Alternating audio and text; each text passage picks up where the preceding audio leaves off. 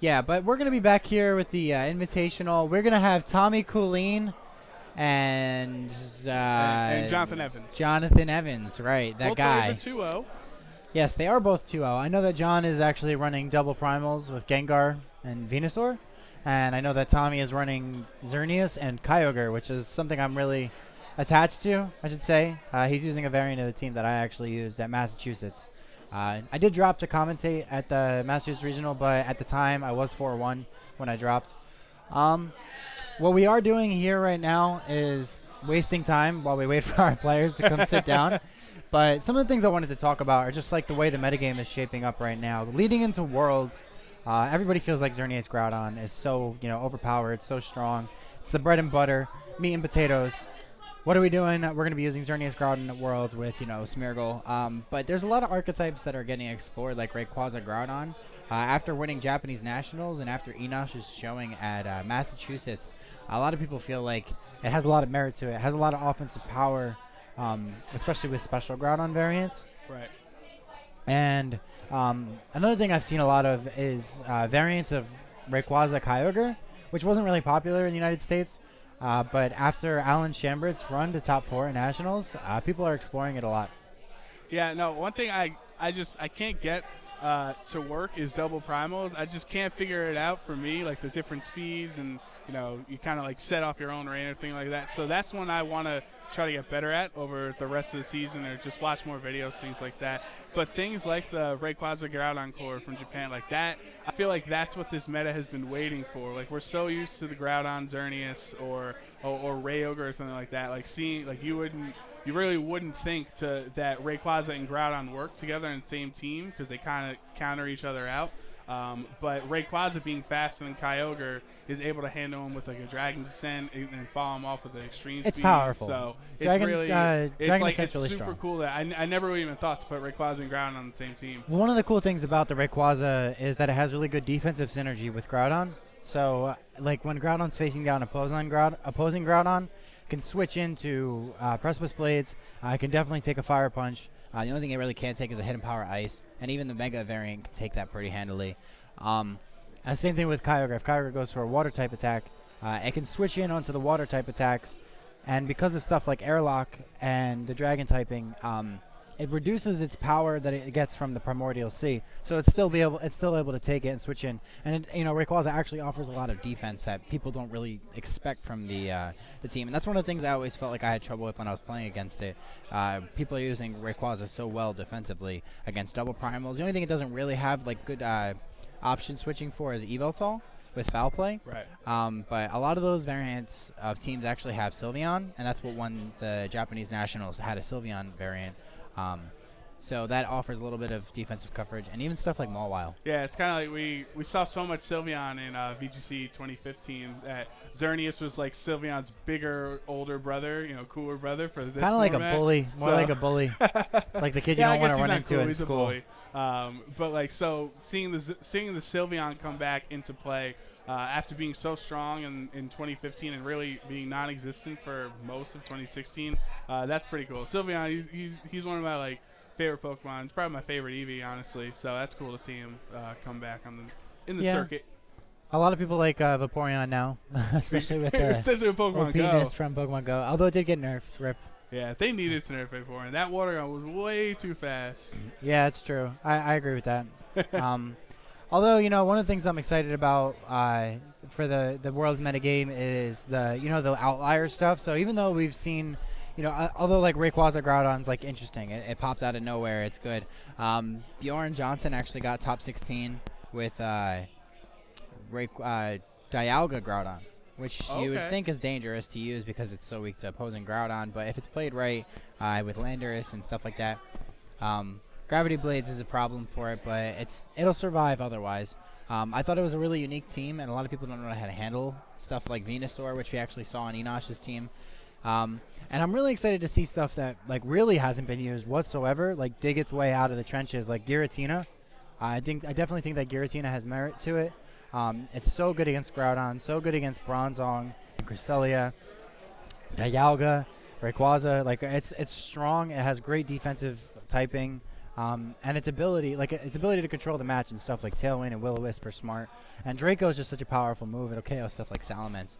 So I do really like Giratina O. I hope the Origin form, just because it'll levitate. I do hope it somehow finds a way into this metagame. I'm really excited to see if it pops up at Worlds. I do want to see, as Jen's helping us out in between rounds. So if you see Jen pop in, say hi. Oh, we're on the wrong side. Sorry. I wish I was Justin Carris, but I'm Joe Brown. Sorry about that. Not many people wish they were. With Giratina, I think with the Phantom Force attack, that's probably his strongest move. But it takes so long in this format, especially by having to wait the turn because you have to go backwards and then attack. Oh, we're figuring things out. Alrighty. There we go. All right. Cool. Now we're doing well. Awesome. Cool. All right, you guys can start. Who's on top? You guys can start. Who's on top? So Tommy Cooleen is going to be on the bottom of your screen as we get all this set up. Jonathan Evans will be on the top. As we said before, both of these players are 2-0. This is we're at the New York, New Jersey Invitational for this summer. So it's the top 30 players in our region, in our area, really, not the region. But it's a stacked event. There are players who are qualified for Worlds, who are 1-1 or 0-2 already. So it's really anything can happen here, and it's going to be exciting to see these last couple of rounds who makes it, onto top 8. Right. And now, one of the cool things about Worlds right now is that they have such a large pool of players at day one. And I'm actually kind of scared a lot of people won't show up. For a lot of people that aren't actually going to be making it. Although I do hear people changing their minds about that. I know I already have my flight booked.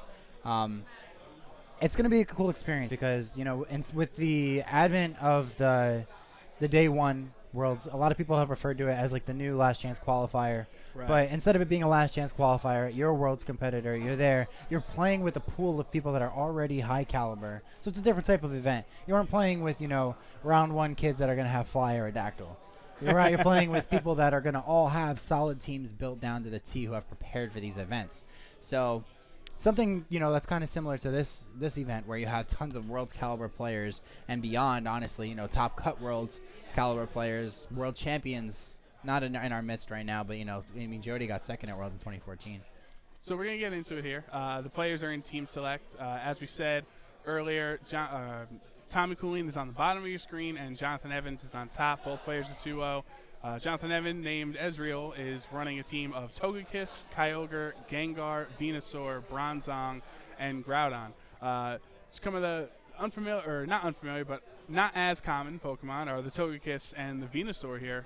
So Venusaur has a lot of very strong cohesion with the Groudon, with the chlorophyll.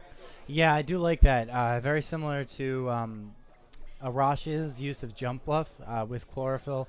The saying, he made a joke about how you just have to put the Xerneas to sleep. But because he was using an Yveltal team, so usually the obstacle for Yveltal is to get around the Xerneas and Big Six teams, which is usually the only obstacle you have. The rest of Big Six teams actually have issues with Yveltal.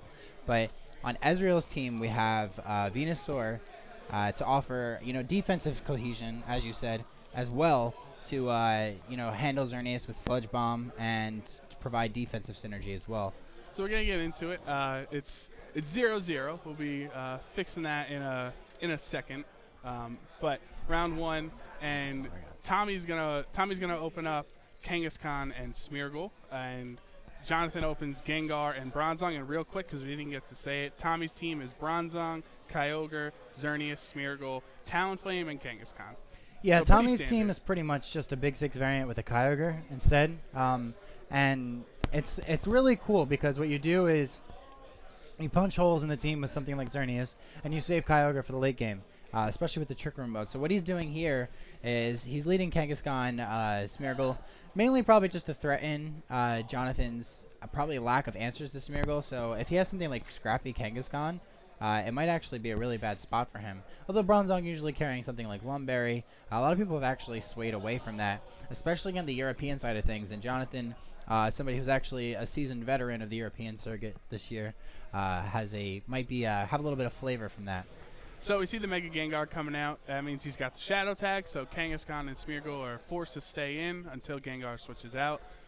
We'll see the Mega Kangaskhan, so if he had Scrappy, he hasn't revealed it. He's not going to go for any cool Scrappy fake-out shenanigans onto the Gengar. But he does fake out the Bronzong. So Bronzong, if he was going for Trick Room or something like that, definitely seeing a Will-O-Wisp happening right now. Will-O-Wisp was incoming. It's just there. There it is. I just knew that was happening. Okay, so the Gengar with the Will-O-Wisp. You don't see Will-O-Wisp that often in this format, but that attack on Kangaskhan is neutered. Dark Void into both of Jonathan's Pokemon. Let's see if it connects. Bronzong avoids, and Gengar is put to sleep. So that's interesting because if Bronzong has the Lumberry, now he gets it basically for another turn, so he can survive 2 Dark Voids. Yeah, that's actually a pretty essential miss on Tommy's side. Bad Smeargle is what I would say. And the accuracy drop there, which makes it even harder to do anything. But I do think that the important thing was getting the Gengar to sleep because you're able to prevent the Gengar is the offensive powerhouse right now. It's the only thing that's really going to be dishing out damage. Gyro Ball do a little bit to Kangaskhan, not too much to Smeargle because they've been a lot slower recently and a lot more defensive. Bronzong, I'm actually feeling like Jonathan's going to switch his Gengar out here. I know he'd want to burn turns of sleep because nothing can actually really be done to his Gengar right now. Kangaskhan and Smeargle pretty much can't touch the Gengar at all. And I feel like the Gengar could actually just Will-O-Wisp Smeargle on Tommy's side too. He could just go for like a Will-O-Wisp and or a Sludge Bomb and a Gyro Ball, get them off the field, and then Tommy's pretty much fighting with only 2 Pokemon. So we see the Spiky Shield coming out from Smeargle, not going for Dark Void again. Gengar takes that mandatory first turn of sleep. Kangaskhan with that neutered attack, the low kick is only going to do just barely anything to the Bronzong there. And we see a Safeguard coming out from the Bronzong, so he's not taking any chances with Dark Void. Yeah, no, Safeguard on Bronzong is actually pretty common now just because of Bronzong Wars where they have to both go for Gravity Hypnosis. So teams that don't opt for the Hypnosis variant or Imprison or Protect, they're going to throw a Safeguard on there just to give their team a little bit of a better chance at beating Smeargle, especially under Trick Room because the Smeargles are tending to start under-speeding Primals. So it's really smart to have something like Safeguard.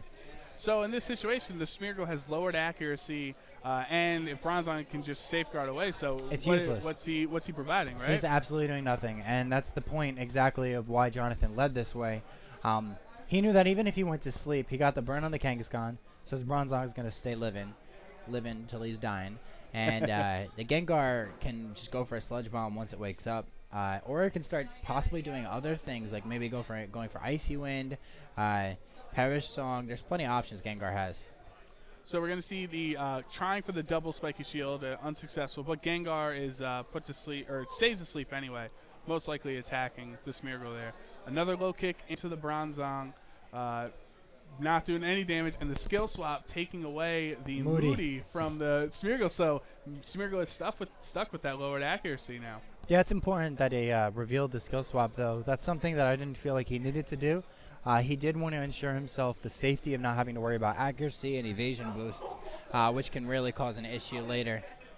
So the Bronzong gets a speed boost. It's really weird to see somebody not named Smeargle with that Moody animation coming Well, it's up. a problem because now the Bronzong's ability to go for Gyro Ball is weakened, and the special defense dropping is actually really important because if the Bronzong stays in, Tommy's core are both special attackers, the Xerneas and the Kyogre, so Bronzong's not going to be able to take a hit from anything. I think a Moonblast would even knock it out at -1 special defense. So it looked like it was going to be strong at first. At least he's a little bit faster, but it might not help him. But he is already at half health, so he might not be sticking around for too long. If that Kangaskhan wasn't burned, and he keeps low kicking, which isn't doing a lot, but a third turn that we're going to see Spiky Shield, this time obviously successful. Gengar gets 3 turns of sleep, so is not able to wake up and get anything off.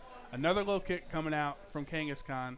Kind of just the same things we keep seeing every turn. And then the Bronzong goes for the Gyro Ball, which, as you said, since his speed is faster, or he is faster, that Gyro Ball is going to do significantly less.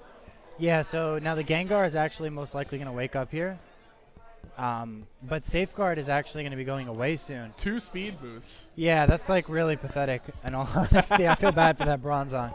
It was a really smart idea to take away Moody just so you don't have to worry about evasion boost, but the Smeargle's not doing anything. I mean, it's nice to leave it around, but you have Safeguard up. It can't do anything, and you're not using a spread attack, so it's not going to be able to go for Wide Guard.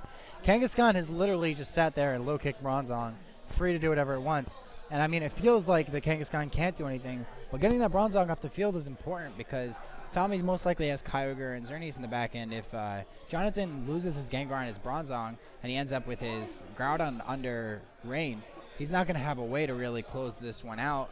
Tommy can just go for, set up with Xerneas and start water spouting or Origin Pulsing. Yeah, that's kind of what Smeargle does. He just takes up so much of a player's mindset that Jonathan decides to switch out Finally the Bronzong at this point and brings in his Kyogre. So keeping Bronzong alive, getting rid of it. Usually you want the +2 speed boost. But I guess on Bronzong it doesn't work as well as it works on Smeargle. Primordial C is going to be kicking into effect. Kangaskhan, he's burned. He's really not doing much damage, but if he went Spiky Shield, gets the double Spiky Shield. So that's 4 turns in a row. No, he missed one.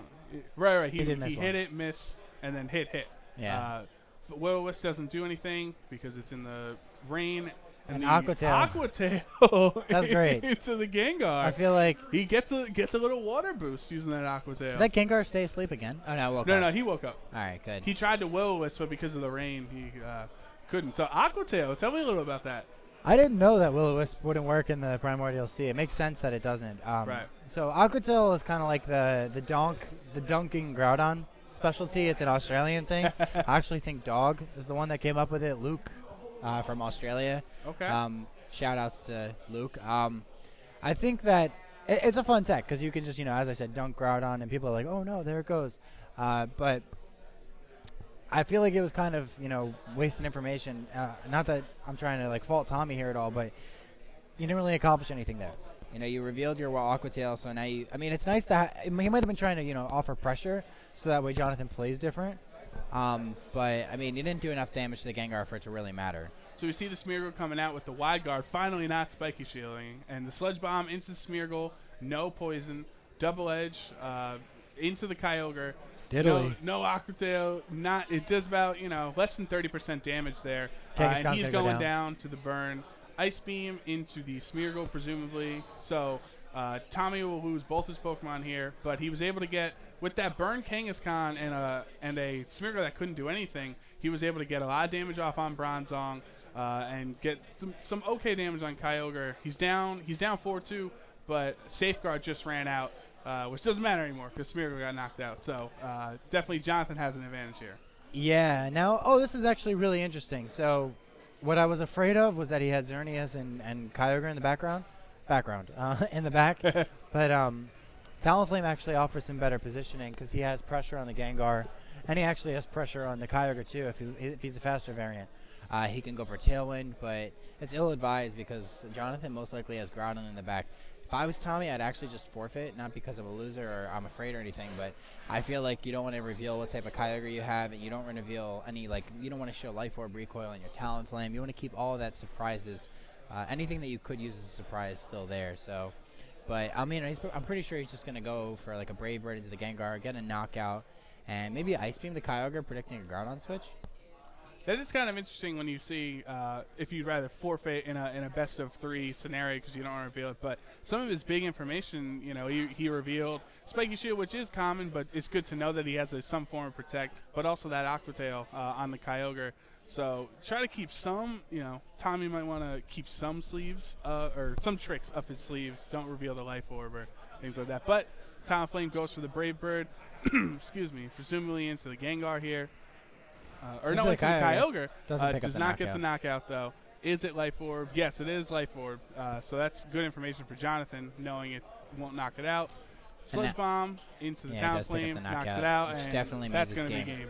Definitely.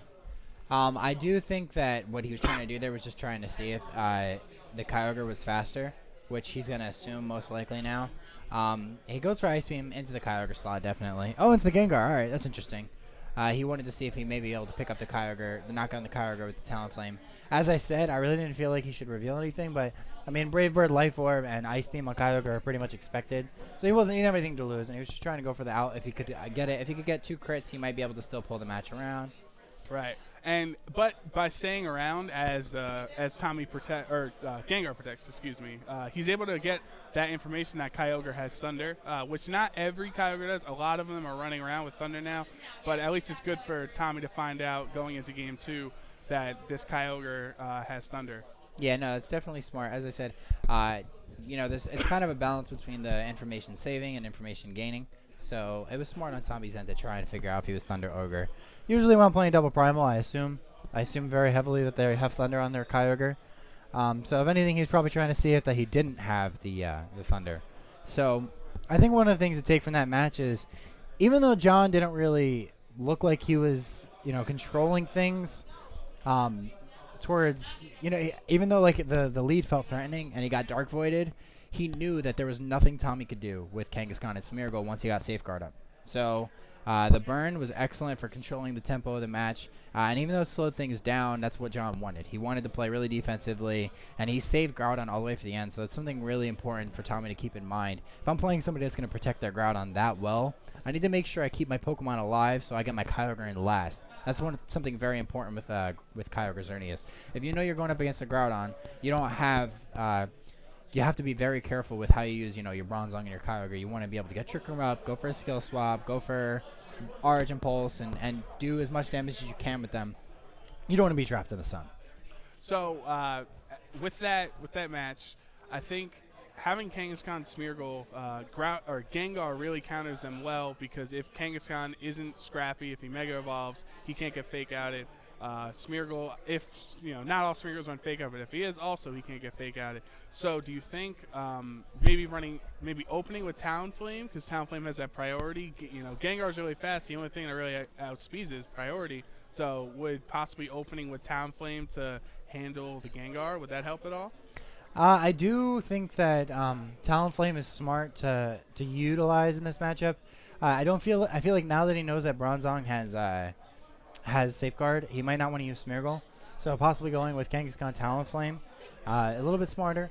I want to see Kyogre and Bronzong. I want them to be utilized. It's hard for him to use his Kyogre and his Xerneas properly against that Venusaur and Bronzong, 2 things that really give Xerneas Ogre archetype a lot of trouble, and Gengar for that matter, especially Mega Gengar.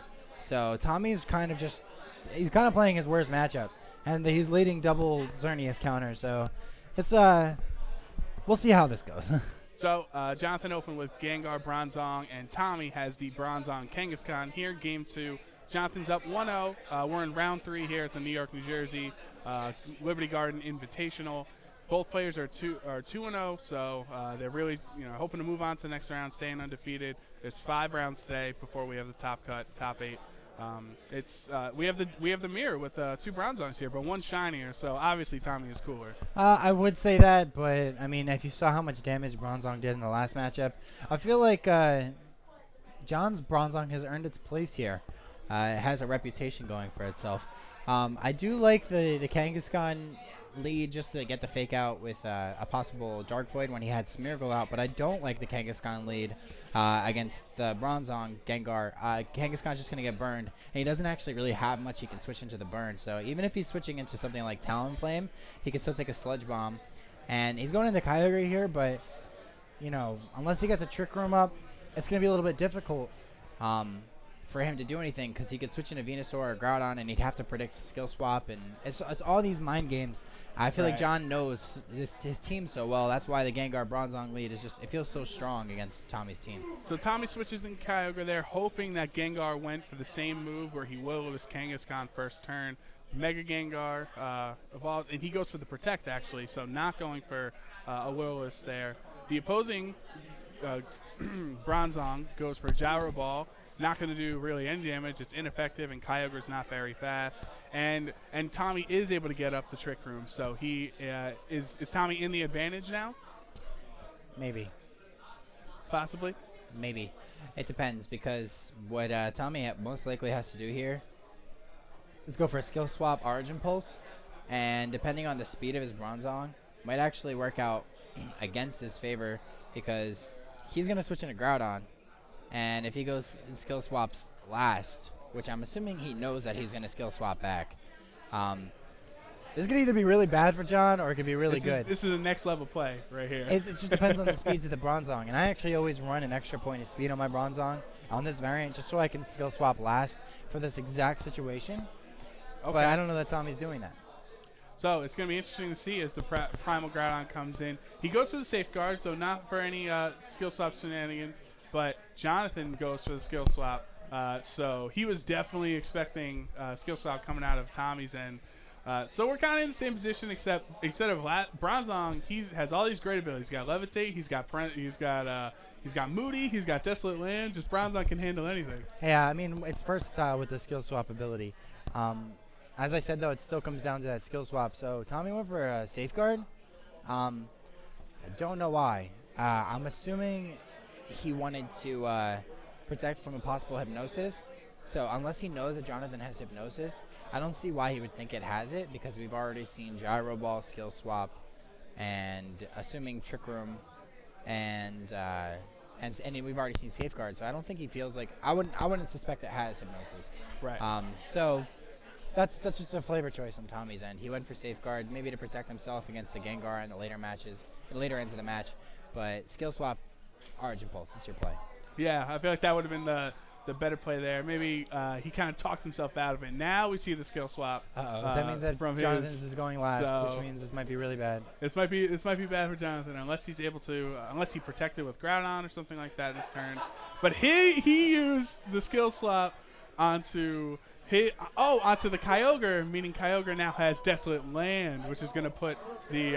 It doesn't matter though, because now the Primordial Sea goes back. So the Primordial Sea, he just took the... Oh, no, right. Yeah, so it's basically he stopped it from happening. It was smart. Bronzong avoids the Precipice Blades, though, which is actually really crucial. Right, because now he's not levitating, so he would have been hit by that. Does just under half to Kyogre. So these are just really crazy skill swap turns with these two Bronzong out here. Yeah, I'm interested. I'm pretty sure they're actually the same speed, Bronzong. So that was like a really risky play on John's end. But, I mean, he has a game in hand already, so he can kind of do what he wants. So we're both players still have all 4 Pokemon. Really, only Kyogre's been damaged. It's pretty much the only person. Pokemon. I see him as an equal. That's fine. The only Pokemon. But it's gonna be interesting Pokemon, to see if we're gonna have Digimon are friends. Yeah, well, it Pokemon, might be they're in Gen 7. subjugates. It might be Digimon. So. We force them to do our bidding. Even though they're legendary, like, creators of the planet, we force them to do our bidding. I gotta use Arceus to beat the Elite Four. Yeah. Right. So let's see if we're gonna have more skill swap shenanigans with these Bronzongs. If we're just gonna keep outplaying each other here. I feel like skill swap shenanigans is like a moot word now. Like, you can't use that in this format because skill swap's so essential with the Primordial Sea and the Desolate Land. Skill swap's so like important to how teams function and how to gain momentum and everything. So, I mean, back in 2015, skill swap Cresselia was kind of, I felt like maybe that was shenanigans, but we're gonna have to put it before a jury, and we're gonna see if they think that skill swap is shenanigans anymore. So we see the Groudon switch out. Jonathan running double primals brings in his primal Kyogre. Our opponents are pretty animated to the right of us, so we know something pretty crazy is about to go down. Getting the Primordial Sea back up with both of the Kyogres out. Bronzong, so Tommy's Bronzong skill swapped Jonathan's Kyogre, which they just swapped Primordial Seas, so it's not too big of a deal. I guess Tommy wasn't expecting the Groudon switch in. And then Jonathan's Bronzong, Gyro Balls, the Kyogre, which we already saw earlier, hardly does any damage. Looked like it did like 30. It does put it in range of another Precipice Blades, though, which is important. Right, and then the Tommy's Origin Pulse was able to do half to Bronzong and just under 20% to Kyogre.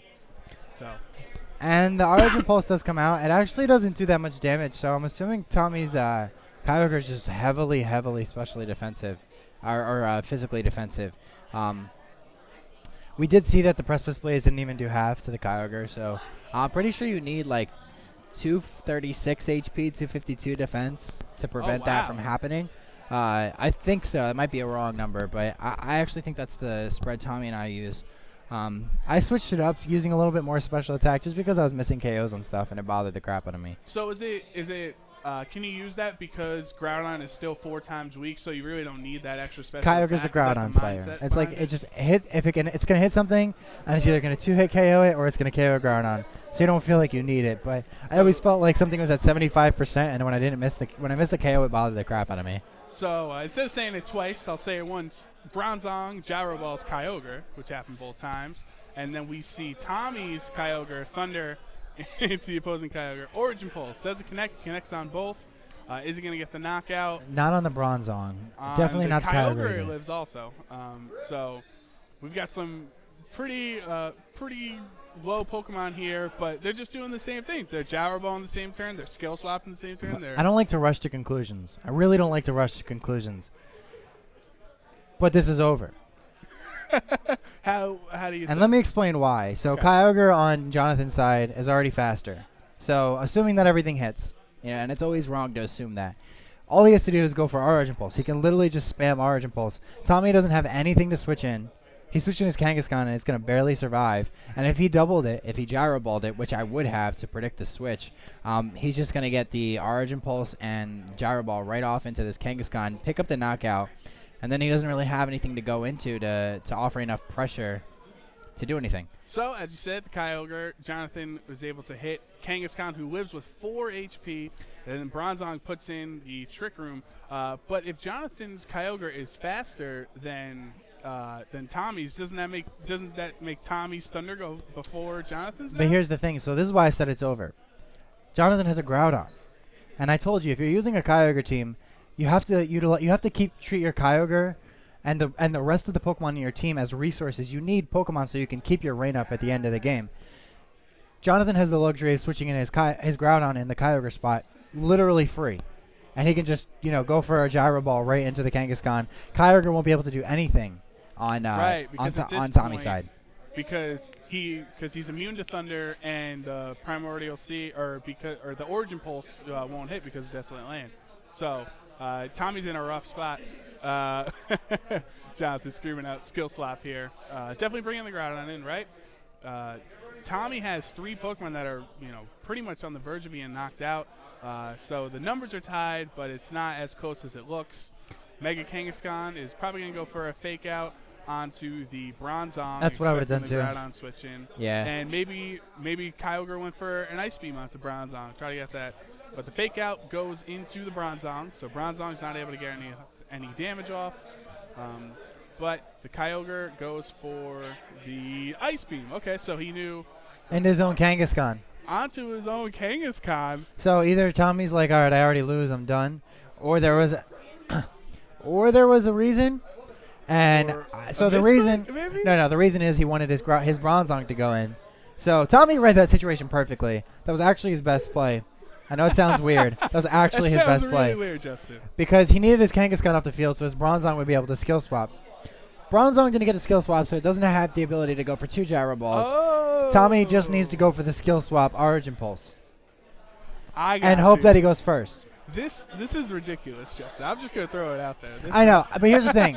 When I said it's over, I meant that. Tommy literally had to make the absolute optimal 10% play. He had to call everything perfectly there. And now he still has to win the speed tie. And even if he wins the speed tie, Trick Room will be over, and he still has Kyogre in the back. So he can still go for the Kyogre sweep. You know what I'm saying? Yeah. So he's not even going for the skill swap play. So he's going into Talonflame. Talonflame is his 4th Pokemon. He finally revealed him. Man. Gyro Ball into Talonflame. He's going to be about 30. About almost 40. A little bit more, okay. Interruption. That's game over. That's going to knock out both of them. I don't think I've ever heard anyone say someone's best move was to knock out their own Kangaskhan. You could talk to Enosh about that. I know he has a lot of experience in it. And this format is so, I feel like it's so volatile that you need positioning. And Tommy did that for positioning. What he did there was he went for a Trick Room. That's why the Kyogre went after the Groudon. But, I mean, in all honesty, I really felt like the skill swap is his best play. I told you, it was over. He had a Groudon in the back. He had luxury. You need to preserve your 4 Pokemon so you can switch in your Kyogre last and, do what you want to do with your team. I think that's the biggest thing with Kyogre, why Groudon's so much stronger, that Kyogre, you really need to preserve it, where Groudon, you can keep swapping in and out. Even though he has a disadvantage being 4 times weak to Kyogre, he has an inherent advantage with that Desolate Land that you're really his only weakness you can't even attack him with. So having the Kyogre stay in here, Eruption, it's going to at least do 24 damage to Kyogre. Yeah, definitely. That's going to be the end of it. So Jonathan wins 2-0. He's now 3-0. Tommy, 2-1, still has a great chance to move on to the top cut here. And that was a crazy matchup. Yeah, one of the things I didn't realize is that the Kyogre might not have actually had Primordial C. So even though he knocked out his own Kangaskhan to get that positioning, he might have realized that too and been like, oh wait, I don't even have Primordial C to skill swap. So that was just really well played on John's end. As I said, I think he double 4-0'd him.